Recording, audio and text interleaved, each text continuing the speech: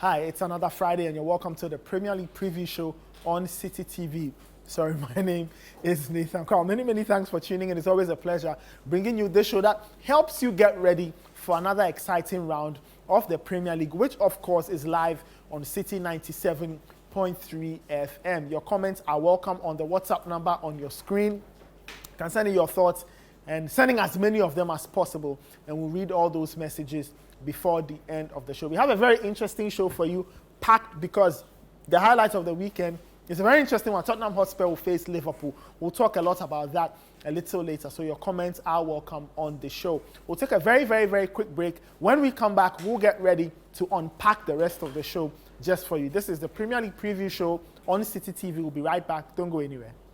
Welcome back. This is the Premier League preview show on Citi TV. Let me introduce my wingman for today. Edwin Kwakofi is here. And Sydney Antonio, guys, how are we doing? Good. All right. Looking forward to the Fantastic, weekend. yeah. Looking forward to a great weekend of Premier League action. We'll see. Now, just before we start, just a quick word for our viewers. If you've signed up for the 2023 Citi Business Olympics, which is happening tomorrow, wonderful. I'm sure you've been getting ready. And tomorrow is the big day. We are all going to the Eden Heights Sports Complex in Wager behind the West Hills Mall. Join us from about 8 a.m. It will be fun. It will be good. All kinds of great competitions, great games, great sport, and great opportunity for you to network and meet other people. If you did not sign up, well, I'm sorry, you missed out. Next year, you can try hard and sign up before every other person. So yeah, that's what's happening tomorrow at the Eden Heights Sports Complex, the Citi Business Edition, Citi Business Olympics, the 2023 edition. All right, guys, let's get into our fixtures for today. Let's have a look at the fixtures for match week 7 of the Premier League. The fixtures for match week 7 of the Premier League. There you have it. It's a very interesting looking fixture schedule. Yeah. It looks like all the action is on Saturday. Yes. There's one game on Sunday. And there's one game on Monday, I believe it is. So Villa and Brighton starts us off over the weekend on Saturday. Man United will take on Crystal Palace again this week. Newcastle welcome Burnley. Wolves versus Man City. Bournemouth will take on Arsenal. West Ham face Sheffield. Everton welcome Luton. And Tottenham Hotspur will meet Liverpool in the biggest game of the day in North London. On Sunday is Nottingham Forest versus Brentford. And then Monday night, two neighbours, Fulham and Chelsea. That game is where? Is it Craven Cottage? Yes, yeah. Craven Cottage. Okay, so that's just down the road, really, from Stamford Bridge. If you know West London quite well, Fulham and Chelsea are very close, just down the road. You see the two teams very close to each other. Alrighty, let's begin our conversation with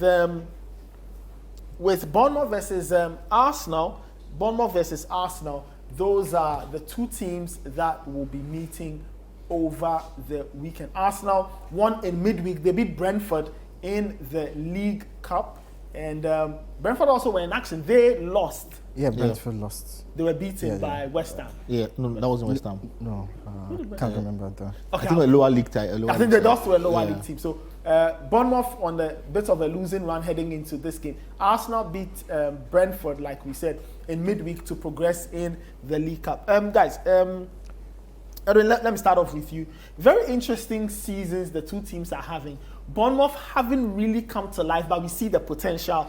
Arsenal, after that Fulham blip, have managed to rack up points upon points upon points, and they are hoping to continue. They go to the Vitality this weekend.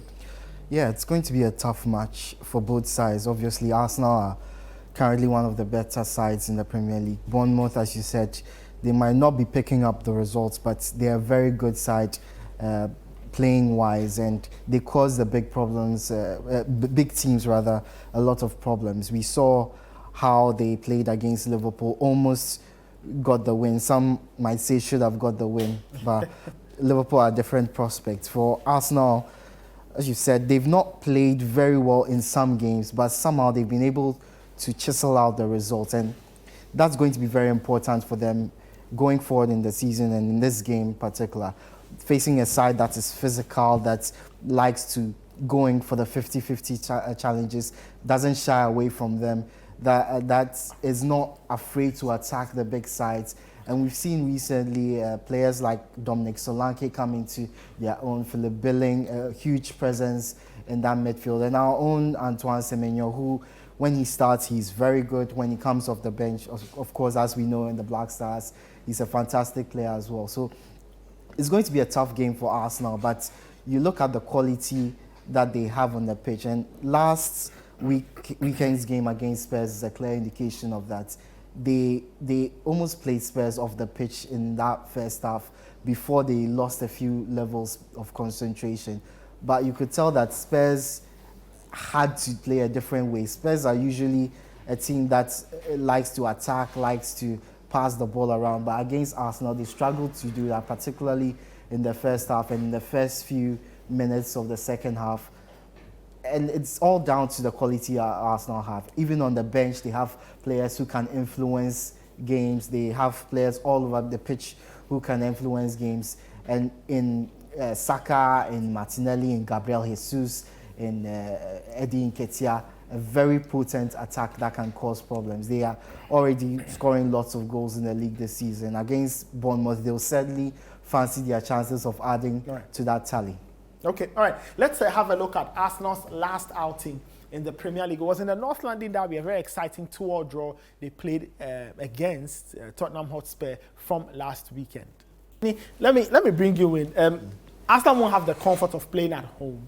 They are going away. Mikel Arteta has spoken a lot about his long injury list and the fact that he wants players back. How much of that will have an impact on what Arsenal does over this weekend? Well, in my opinion, will have no impact on what they do because we saw Arsenal, injury-stricken Arsenal against Brentford, who I believe are a tougher position to face at the GTEC Stadium than Bournemouth. Match was made of Andoni Iraola's presence in the Premier League, his entry. Match was made about his impact he had at Rayo Vallecano, his impact in Spain, and how he has come to transform the way Bournemouth play and away from the hoofball of Gary O'Neill and bring something more in.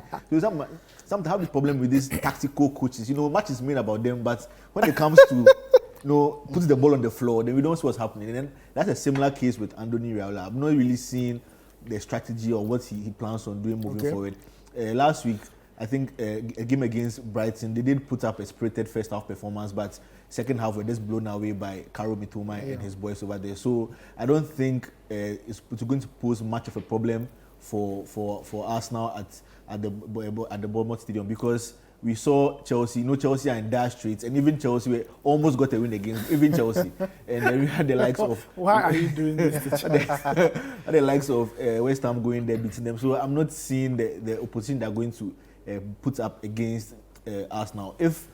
If Gary O'Neill were still there, I believe he should have been given a chance to build upon what he had done last season, because he did a very good job last season, escaping relegation, and he seemed as if he had the boys playing for him, but all of a sudden he was just stripped off. But coming to tomorrow's game, I don't think Bournemouth can stand out, because even with their injuries, they have very capable players who step in, who replace. We saw Gabriel Jesus playing off the wing with Eddie Nketiah last week. I'm sure we'll see a similar thing tomorrow as well. And they have, although Jorginho came up with that error, we know the quality he has. He has done it at the highest of levels in Premier League and the Champions League. He has done it in the Euros as well. So he's capable. And I think if Arsenal of late, let me say from last season, you can see a renewed mentality.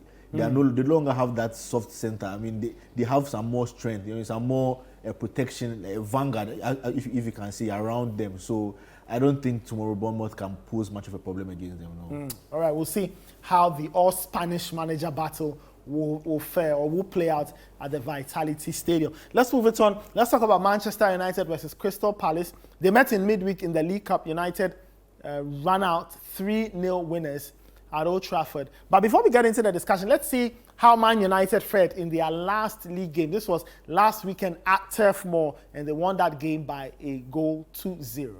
So that was Burnley 0, Manchester United 1, and United will come up against Crystal Palace on Saturday at Old Trafford. Sydney, your thoughts on this? United are taking on Palace for the second time in about, 3-4 days? Yeah. They met in the League Cup. United won that one by 3-0. Yeah.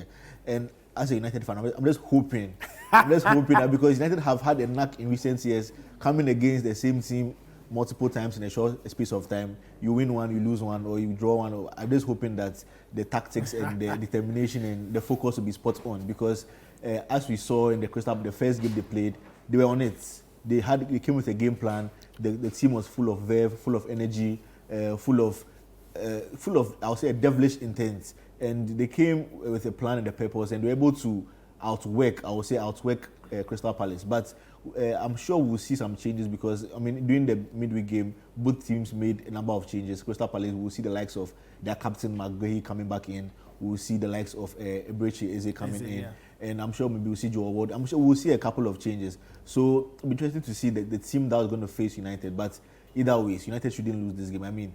It's been a while. I remember a couple of years back, United lost in successive home games to Palace. Yeah. 3-1 and 2-1. 2-1. Yes. Yeah. But since then, they have steadied the ship a bit. There have been a couple of wins over there. I think a 2-0, a 1-0, a 2-1. Last season they got a 2-1. Was it not the game that Casemiro got sent off? Sent off, exactly. So they'll be able to put up a string of good home performances against Palace. So hopefully tomorrow it continues. And I'm sure Palace will have their own agenda, their own intentions. They'll be seeking to make the against boys smile tomorrow, but United will be seeking to push that one behind them. So let's see. Hopefully, United can put up a good performance and get the 3 points. I don't know. On Tuesday when they played in the league, Roy Hodgson made changes. After the game, he admitted that his team was second best. They really couldn't compete. What can they do, or what should they correct as they have another chance at playing Man United this weekend? Look, it was a difficult game for Palace in midweek. I felt that they actually played a stronger side than United did, and probably should have done better in that game. But they were barely an offensive force in the game. They barely threatened United.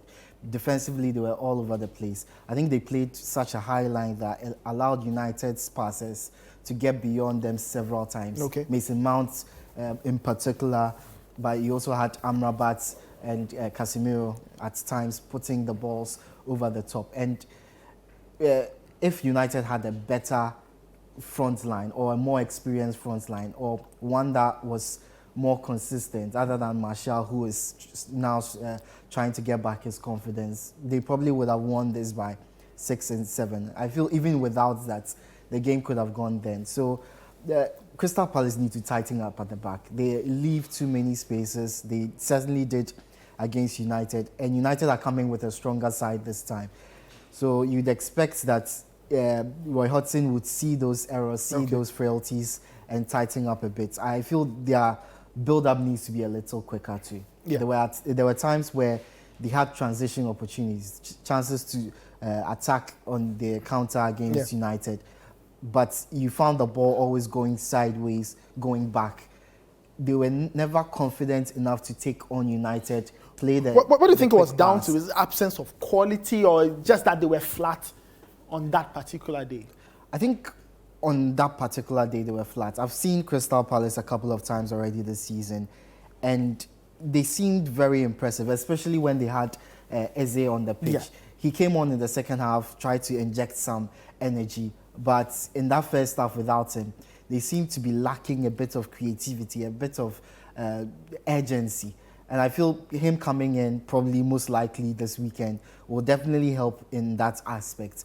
But even without him, they have enough quality players to understand that if we play quickly, it doesn't allow United's players, United's defenders or midfielders to set up at the back and prevent us from getting any space to get through. Because United do send a lot of players forward. And in that particular game, they were playing with a few defenders short. They had packed the team with a lot of midfielders, Mount, Amrabat, Casemiro. Amrabat had to be doing this hybrid left back and midfield. So there were definitely spaces for them to exploit. Players playing in uncertain roles, players playing in roles they were not comfortable with. So there were spaces for them to exploit. Unfortunately, as I said, they were not quick enough on the counter. They allowed United to push everyone back before they started their attacks. And obviously, you're not going to score in that sense. But for United, I was very impressed with how they played in midweek. I thought that Ten Hag got the opportunity to give a few players minutes, And he's probably got a headache now because they played so well that I don't see him dropping either Amrabat or Mason Mount in that game. He really doesn't have a choice, especially with Amrabat. Exactly. And I feel that even with Anthony Martial, who recently has come under criticism for the way he's played, he had some urgency to his game, some passion, some determination. He fought for balls. He was able to hold up play. He obviously got his goal. So would you want to drop a striker that's coming off a goal, coming off a good performance in midweek against the same side, for one that, even though he's playing well, he's adjusted well to the team, but still he's had a few days off, hasn't faced Crystal Palace before? It's a tough question that Ten Hag needs to face, but I am looking at this United team and I don't see any way they don't get the 3 points against Crystal Palace. That's finally, Antonio, on this. United have a few injury problems. Wan-Bissaka is out. It's been confirmed that Reguilon will not play. Lisandro Martinez is out, extended. So what do you think Erik Ten Hag should do? Should he still move Amrabat left back and all of those things? What about Mason Mount? How much time or how many minutes do you think Mount should get in this game? Should he start off the bench, Martial or Højlund? Those questions. Yeah. So as Edwin is alluding to, the defense, Amrabat, I'm sure he's going to start definitely because United had a number of left backs. Shaw out injured, Martial out injured. The young lad, even Alvaro Fernandez, who they thought could fill in, he was sent out on loan. So when Reguilon came, so there's really no option. There's another option is to put Dalot at the left back and put Lindelof at the right back. That's also an option he might explore. But then that leaves you very thin on the bench when it comes to your centre backs because you have to field your only available centre backs, with the exception of Johnny Evans, who I'm not sure he was expecting to have this big role so far in the season. So I'm sure he will still go with Varane and Maguire, and I think he will stick with Amrabat and Dalot. But that also gives me a cause of worry because Varane is just coming off an injury, and we know how Varane has been very injury prone. I saw a video of him walking, just taking a leisurely stroll down the Carrington pitch, and the way his legs are even looking, I don't know.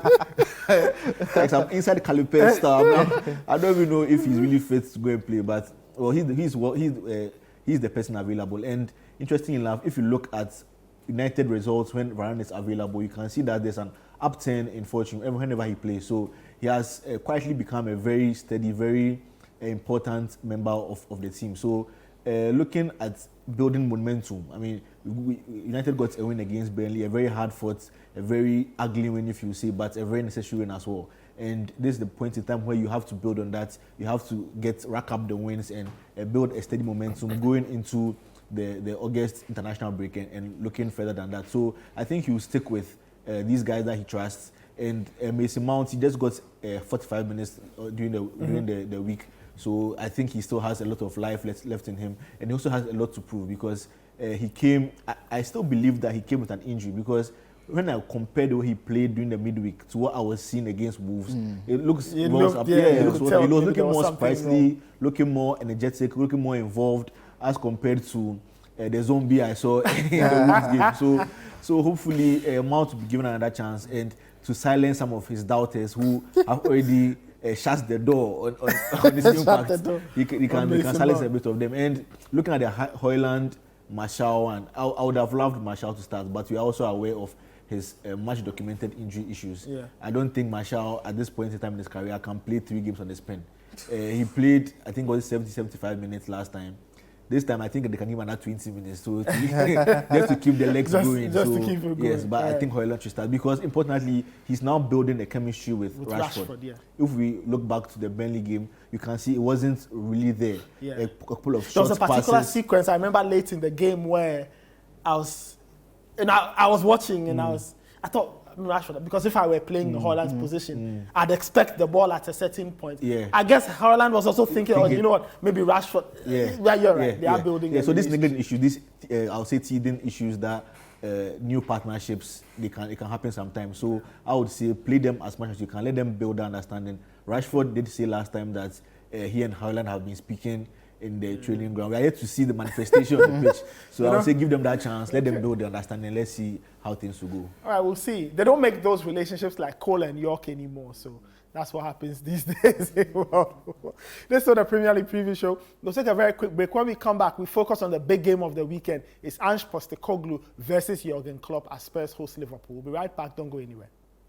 Welcome back. This is the Premier League preview show on Citi TV. My name is Nathan Kwao. I've got Sydney Antonio and Edwin Kwakofi here with me. Let's get into the final game of our hop around. And it's the biggest one of the weekend. It's Tottenham Hotspur welcoming Liverpool. Now, my production team has put together some stats. We'll have a look at those stats in a bit if we have them. But we can move on. If we don't have those numbers, we can talk about... Okay, so Spurs have won only one of their last 21 Premier League encounters against Liverpool. Yeah. That's a very horrible record. Very damning. Okay, and Liverpool have won 14. Liverpool have won 14. Yes. So Liverpool do have Spurs' number. And then we see that Son Heung-min has 5 goals this season. And all these 5 goals have been scored away from home. So he's not scored at home this season. And Mo Salah has scored or assisted in his last 12 Premier League games. In 6 games this season, he has 3 goals, 4 assists. Our very good friend Susu Graham had always described Mo Salah. He says he's the Premier League's greatest winger. A few months ago, if you asked me, I'd have shut that assertion down. But when I go back and watch Mo Salah's numbers again, especially from an assist point of view, I tend to understand why he would make the argument. Because I feel it's a part of his game that's not mentioned a lot, but he does create. Now, Liverpool have scored in their last 15 games against Spurs, but have kept only clean sheets in 2. So, what does this tell us? The 2 teams like to score against themselves. Yeah. Liverpool do have a good record, but it looks like they don't keep clean sheets at Spurs. Sydney, let me take your... Okay, before I listen to Sydney, let's have a look at Liverpool. So we've seen Spurs. They played Arsenal in the North London derby. Let's see Liverpool's last league game. It was against West Ham at home at Anfield, and they won that game by 3-1. All right, Liverpool winning by 3-1 in that game. So that's how they got ready to take on Spurs in North London over the weekend. Edwin, this is quite interesting. Liverpool, we expected them to be at this level after wobbling a bit last season, But it's Spurs who have surprised everybody because they've had to live their life without Harry Kane. Ange Postecoglou is coming to a league he's not managed in before. And they are holding up really, really, really well. They've been very impressive in terms of their stats. They passed their first big test. You can say they drew, but Liverpool is a different animal. Well, I think Spurs have passed 2 tests actually, beating United. They beat Man United and then drew with Arsenal. And as you said, they've had a very good season. I think the lowered expectations because of the exit of Harry Kane is also helping. I think the players seem to have taken some pressure off themselves, and they've made some really good signings in the summer, especially, of course, James Maddison, who's coming. He's just slotted into that midfield, and he's become central to the way they play. Everything seems to go through him, and it's allowing players like Son, Richarlison, Kulusevski some time to build themselves into the season. We've already seen Son, he started scoring again, Kulusevski as well, even Richarlison. Although Son scores only away from home. Only away from home. But even Richarlison has ended his goal drought. But as you said, Liverpool are a different animal this season. They are quietly having a few good months without people really noticing. As you said, they've not lost in their last 12 games. Fantastic for Liverpool. Imagine, even Citi don't have that kind of record. And I think it's down mostly to the attacking side of play. They have very, very good attackers in Salah, obviously, Diogo Jota. Darwin Núñez is starting to get into his own. They've got back Luis Diaz from injury at a very good time as well.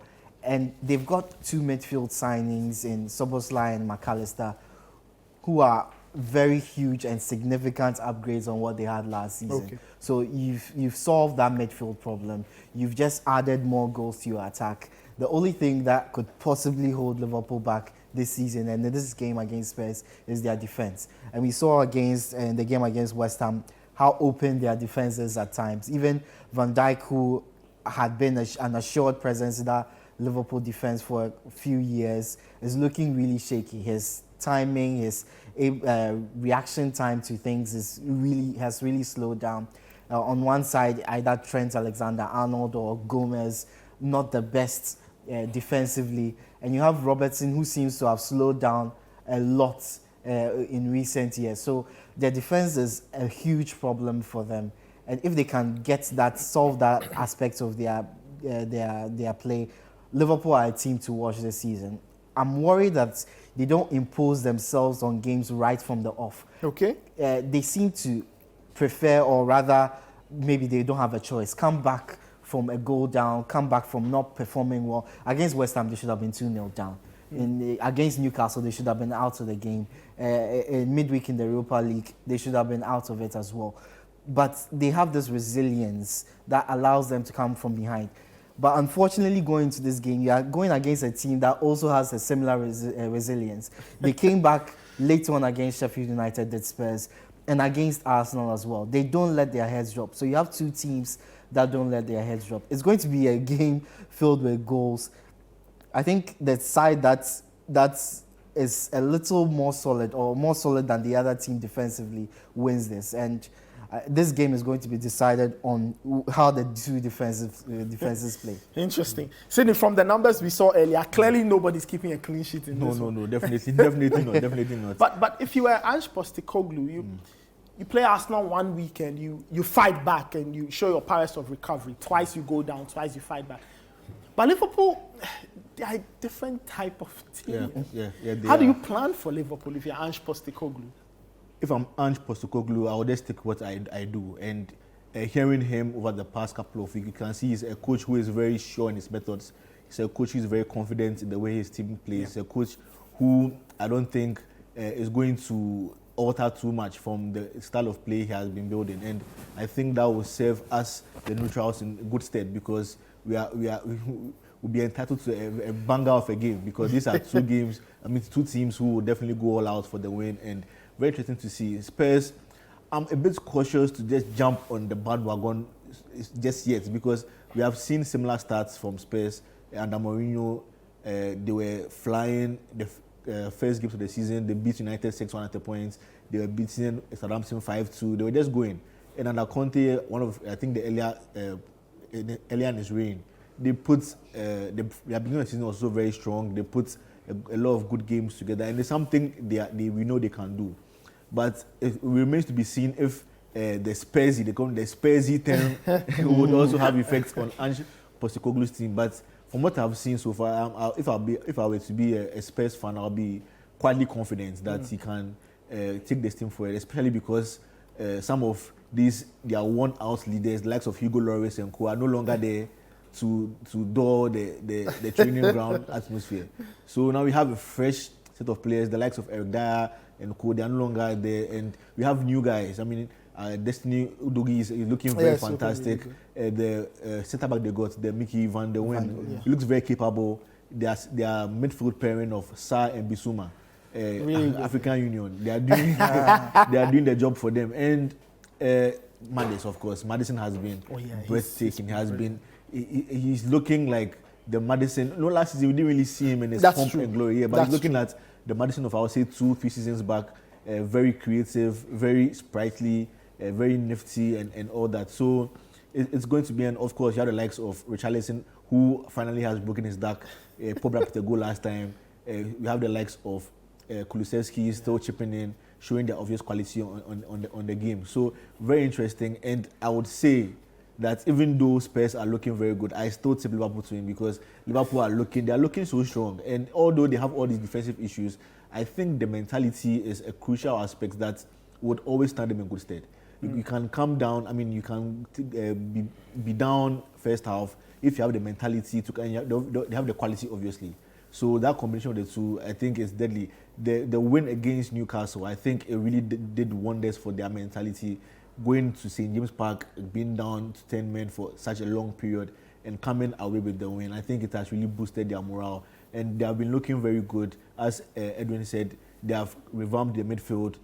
Unlike some teams, they didn't buy midfielders with back injuries.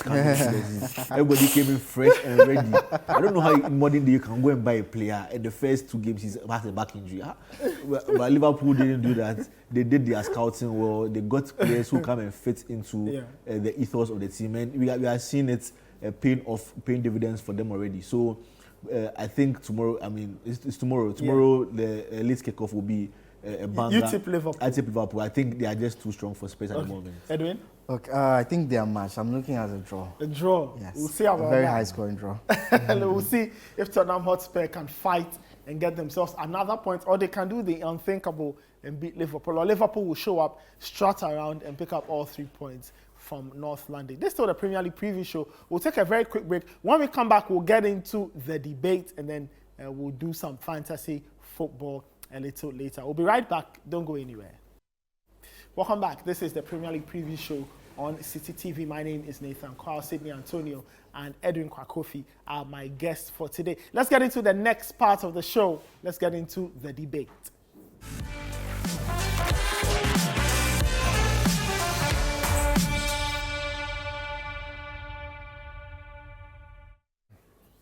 Welcome to the debate on the Premier League preview show. Today we are going to West London. We are going to West London, the biggest club in West London, Chelsea Football Club. That's where we are today for our debate. And we're asking a very simple question. Are Chelsea in crisis? Are they really in crisis? Are they actually in crisis? That's the question for the afternoon. I'm sure lots of the Chelsea fans have got their own opinions on this. Edwin, let me start off with you. Are Chelsea in crisis? Are Chelsea in crisis? If you mean a crisis of injuries, yes. If you mean confidence crisis, definitely. Yes. If you mean a crisis of like crisis. fans being overreacting and critics as well overreacting, absolutely. If you are talking about a crisis in terms of on the pitch where Chelsea are going, no, I don't think they're in a crisis. Okay. Look, I'm not saying Chelsea have not started the season poorly, because obviously for a club of their standard they have, and on the face of it things don't seem to be getting better.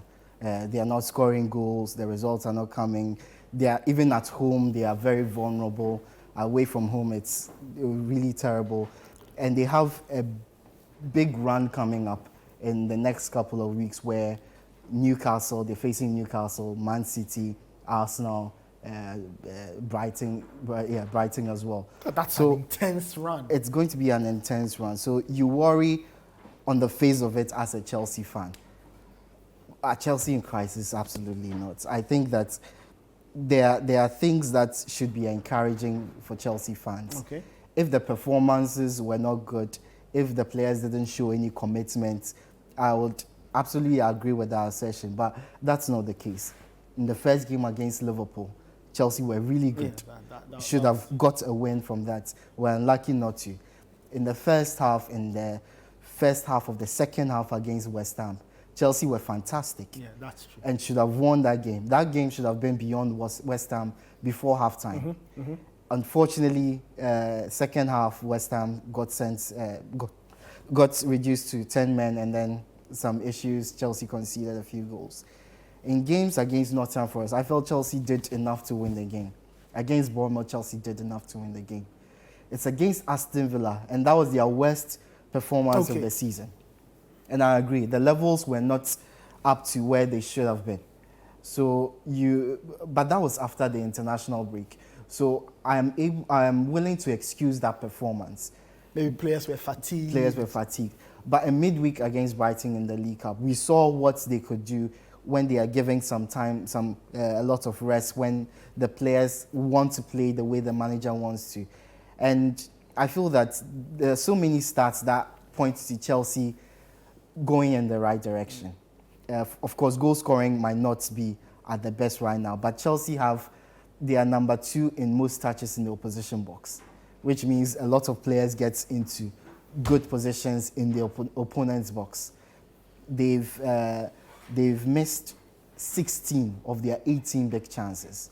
So they are creating 16 of their 18 big chances. Yes, only Southampton have missed more. I think in percentage, they've missed all 6 of their big chances. But you can tell that the players are creating lots of good chances. The only thing is they are not taking them.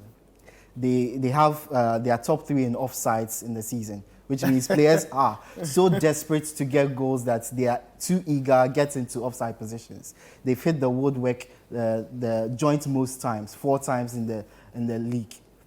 And they've missed, as we said, the most big chances this season. So it tells me the players are actually making an effort to get into goal-scoring positions. They are actually creating chances. They are playing well, passing well, attacking very decently. The only thing that's missing, obviously, is the goals. And what's that down to? Look, you can't excuse the injuries that Chelsea... You can't understate the injuries that Chelsea have had this season. They went into pre-season with a policy that Nkunku is our lead attacker. Yeah, that's true. Jackson serves as support. Jackson is a young player who is starting up. Yeah. He had a good end to the season in La Liga, but he's still one that is very raw and needs to. So he was supposed to either come off the bench or play as a second sort of supporting striker to Nkunku. Now he's been thrust into the light because of Nkunku's injury, expected to deliver goals for a team that basically had goal-scoring problems even before he came into the lineup. So a lot of pressure. And instead of giving him time to miss chances, allow him to miss chances as a young striker, eventually he will get on target. Allow him to make these mistakes. Now every mistake, every single touch is being scrutinized to the tiniest detail. It comes with the territory when you play for a club like Chelsea. And it does. In the Premier League, things get highlighted. Absolutely. And he's been played as a number 9, so he should have the stats of a number 9. Unfortunately, things aren't working out for him. Right. His supporting cast isn't as good, also working out. They are not in sync at the moment. But I've said this constantly. This Chelsea is being built up to be the best in the next couple of years. It's a project, it's a marathon, not a sprint.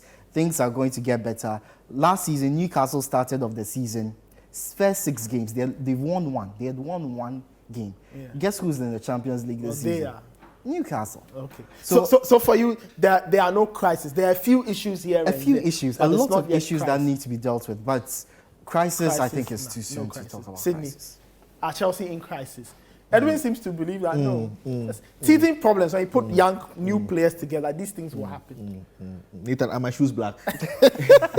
Yes, they are black. This question I ask you is as clear as this is a serious crisis that Chelsea is in. If you look at, let's take away this season. This has been going on for how long now?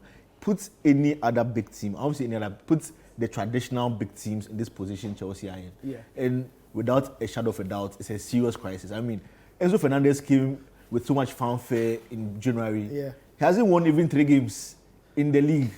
How is that not a crisis? Is that true? It is true. Is that correct? It is true. The Chelsea fans, I saw some statistics in the Premier League. In the Premier League, yes. I saw some stats during the week. I thought it was just trolling, but I went to check. I was like, wow, this is really bad. And if you look at the league table based on the calendar year, Chelsea are somewhere beside the team that got relegated last year.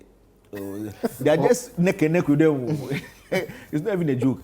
And it's very bad. It's very bad. And, I do see Edwin's points that it's a marathon, not a sprint. But if you run a marathon, in the first 10 minutes, you get hamstring, where will you end up in the marathon? You won't go anywhere. You are going he says this team is being built for big things in a few years. You need a correct foundation to have that assertion. And I'm not seeing the strength of the foundation they're building right now. Yes, they've gotten the fancy players, they've gotten the big names. I mean, I won't say big names, but Caicedo, Enzo, Conor Gallagher, Cole Palmer, Kani Chukwuemeka, Lavia, Romeo Lavia, Madueke, Levi Colwill. So I mean, it's a solid group of young players. These guys I've mentioned, how many of them can you see that have had even 2 solid seasons of top flight proper football? Enzo Fernandez. And that adds to my point. Yes, so right now it's a crisis because you need results now. You know, Chelsea is not a Newcastle. Chelsea is not an Aston Villa. this is a team that is built to win trophies. They're built to win. And yeah, but everybody goes through a low time, so they are trying to rebuild there's low time and there's in the mud. And this one there's in the mud because if you are saying the whole season, since the calendar year, I've only won about 2 or 3 games in the league. This unpardonable. We are in September. It's a sackable offense. We are in September. The year is almost ending. I mean, you close your eyes open and the year is over. And up to now, you're still not seeing what they are putting up. So I wouldn't blame Pochettino too much. I believe he's a very good coach. Yeah. He can do wonders of young players, as you have seen in Spurs and stuff. But come on, if you buy a Rolls Royce, where will you buy your tires from? Kokompe or showroom? You buy a Rolls Royce, you assemble a 1 billion, and you put someone like Nicholas Jackson as the guy to score the goals. Circumstances have forced Chelsea's hand. Even the Nkunku that we are referring to, we saw what happened to Timo Werner. Timo Werner did the same. No, but Nkunku is like a mirror image. The guy came from. He comes from the same team, and they both have the knack of coming off from the left. Because Nkunku himself, I won't say he's a traditional number 9. That's true. He operates more coming from the left, and that's the same thing we saw with Timo Werner. I don't want to make the Chelsea fans come and cut my head off and say you have a Timo Werner kind of. But I mean, the omens are not positive right now. Serious work needs to be done, and Pochettino has his work cut out for him. But I believe that he's a good manager. He can get a tune out of the team. But in the here and now, they are in crisis. My shoes are black, and Chelsea's in crisis. Okay, Edwin says no crisis. All right, look, Chelsea fans, wherever you are, you can continue the debate whether Chelsea are in crisis or not. Look, this is what I will say. It takes time. Pochettino has not even been there for 6 months. Let's just relax a little. All right, let's move on to the final part of the show. Let's get into the FPL zone.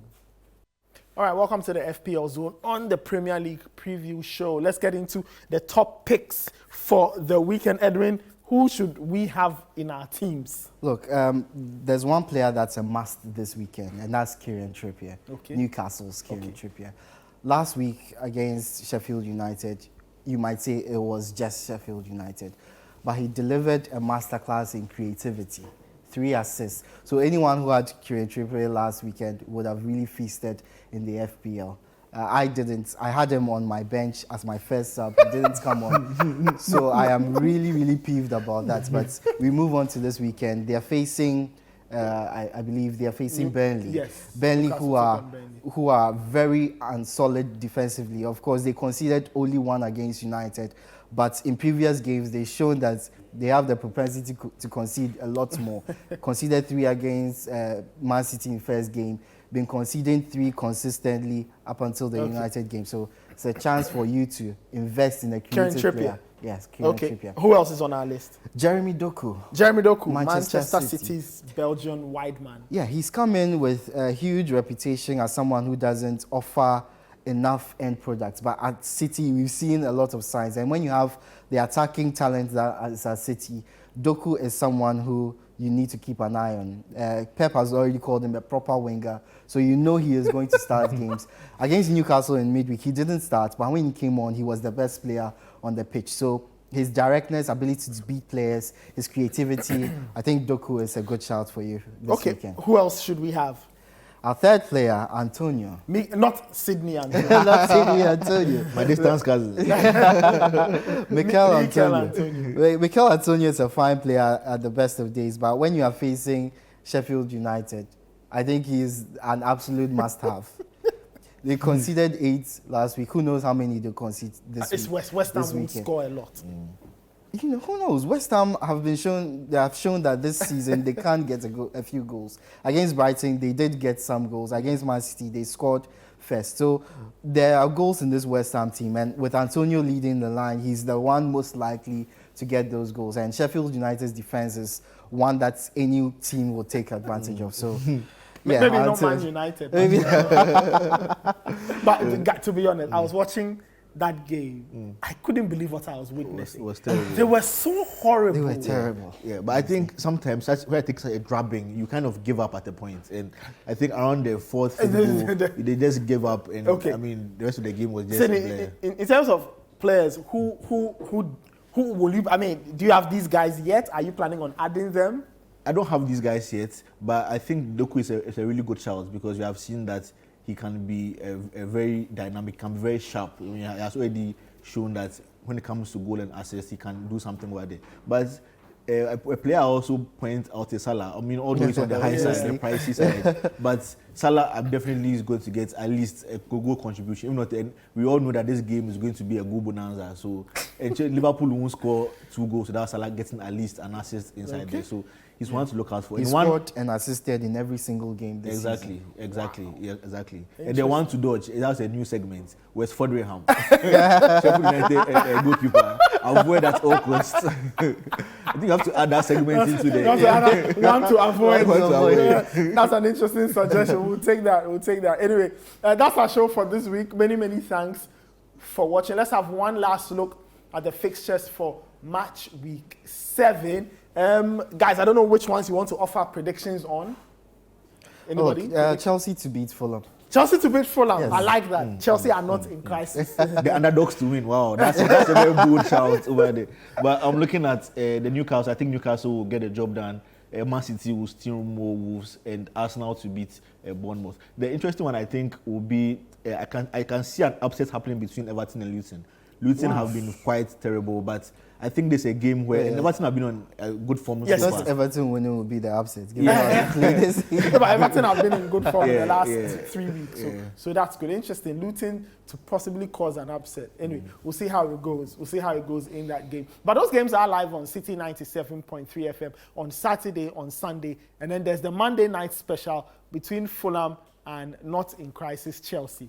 I don't look. Chelsea are not in crisis, and I'm on Edwin's side. They are not in crisis. They cannot be in crisis. Just a few blips here and there. But guys, look, many thanks for joining me. Thank you, Edwin. Absolutely. Thank you, Sydney, and many thanks to you out there for watching. My name is Nathan Carr. This has been the Premier League preview show on Citi TV. Remember, tomorrow the Citi Business Olympics is on. So if you can't make it there, be on the lookout. You catch a bit of it somewhere on your TV screens or somewhere on social media. We'll catch you next Friday with another exciting episode of the Premier League preview show. Many thanks to the production team, sound, camera, lights, directors, everybody who made it possible. We'll catch you next Friday. Have a good one.